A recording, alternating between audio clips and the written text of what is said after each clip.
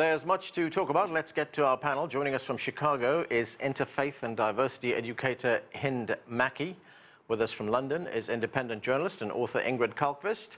Federiga Bindi is a senior fellow at the Johns Hopkins University Center for Transatlantic Relations here in Washington.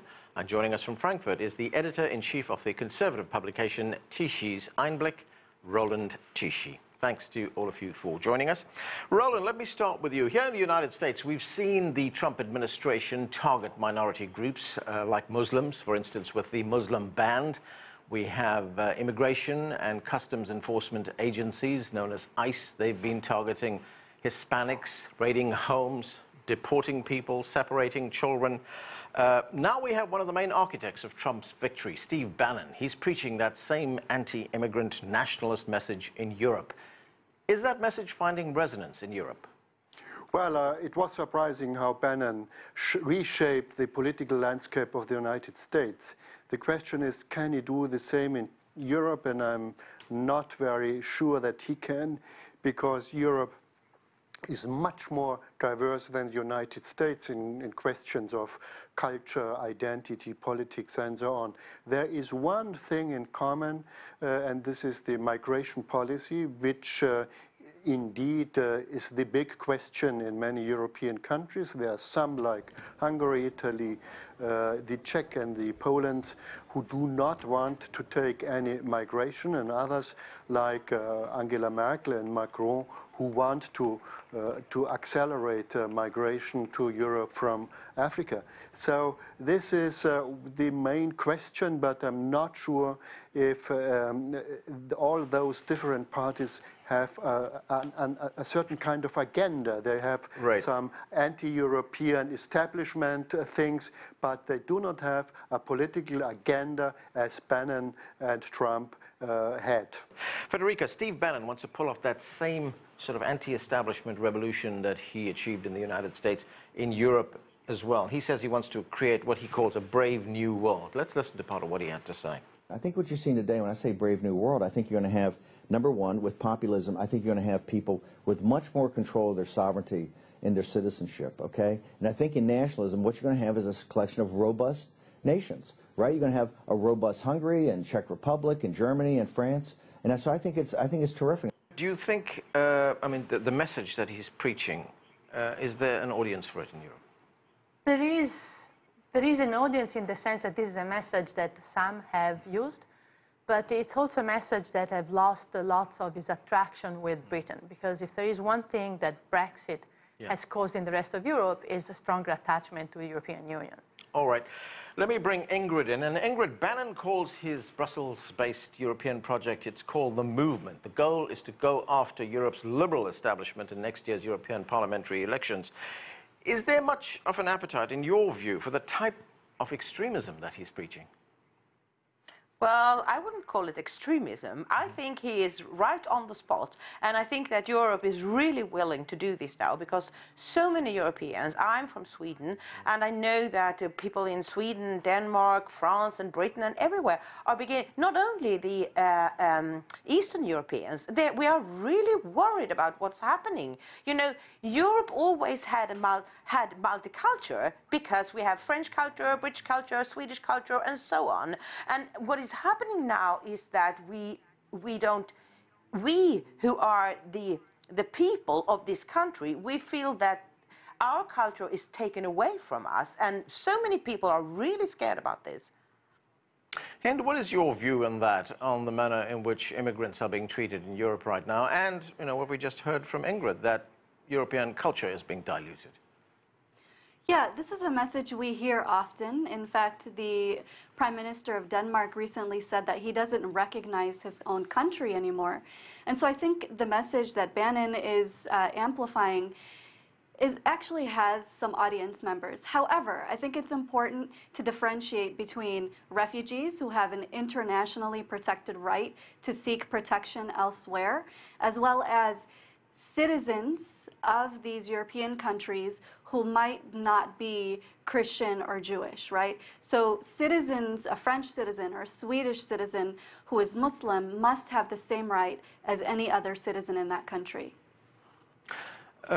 Roland, we have a new Italian government. The deputy prime minister there, Matteo Salvini, he's taken a very strong anti-immigrant position. We have another leader in Europe, Viktor Orban, in Hungary, France's Marine Le Pen, all taken a very strong position. They've aligned themselves, actually, with Steve Bannon. Let's listen to what Marine Le Pen had to say. Today, we are no longer the ones who are isolated. It is them. It's German Chancellor Angela Merkel who is losing power with each day that passes. It's Jean-Claude Juncker and it's French President Emmanuel Macron, the president walking on a tightrope in the dark. It's Greek Prime Minister Alexis Tsipras who is bowing down. And it's Matteo Salvini, our friend, who is standing up.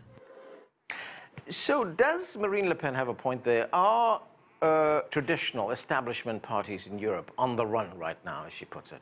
I think this is the diversity in Europe. The Eastern parties or the Eastern countries, they get free from Moscow and they want to save their own sovereignty. This is a historical experience. This is the reason why Orban is highly accepted in Hungary. The situation in Italy is quite different. They take lots of migrants. They want to hand them over to Germany and France.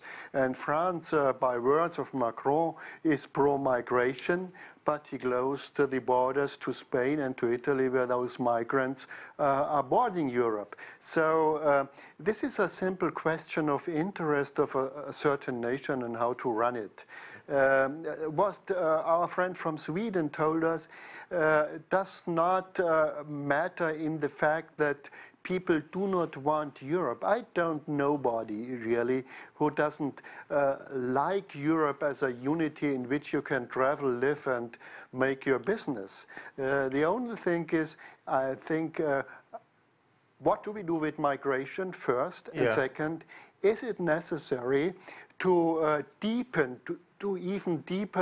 the unity of Europe, or is it a good idea to have a cooperation between nations who do, on the other hand, their own policy? Let's get back to Steve Bannon and the message that he's preaching. Hind, how dangerous is someone like Steve Bannon? Is there a risk that we could see, well, we've already seen violence against immigrants in Europe, but could we see even more violence with the kind of message that he's preaching? Yes, I think the policies that he supports are very dangerous. And we see statistically that when politicians and thought leaders talk about, they whip up anti-Muslim hysteria on the airwaves, we actually see outrageous physical attacks on Muslims and people who are perceived to be Muslims in real life. And just a few days ago, we saw this in a mosque in London where people who were worshiping in that mosque, 3 of them were run down by a van. And there's a real correlation between acts of violence against Muslims and immigrants and people perceived to be such, as well as with the rhetoric that politicians have.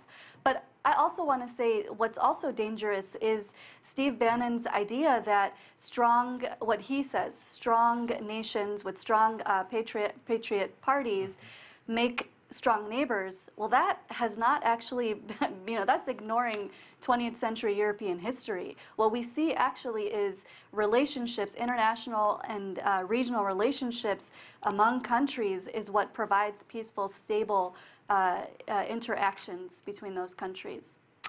Ingrid, talking about recent 20th century European history, we have a party in Sweden, the Swedish Democrats. It was an obscure party with neo-Nazi roots. It became the second biggest party in Sweden in parliament. We also have a person like Geert Wilders in Holland, in the Netherlands, with his Party for Freedom. It's now the second largest party in the country. These are parties with neo-Nazi roots. They espouse Nazism in many instances.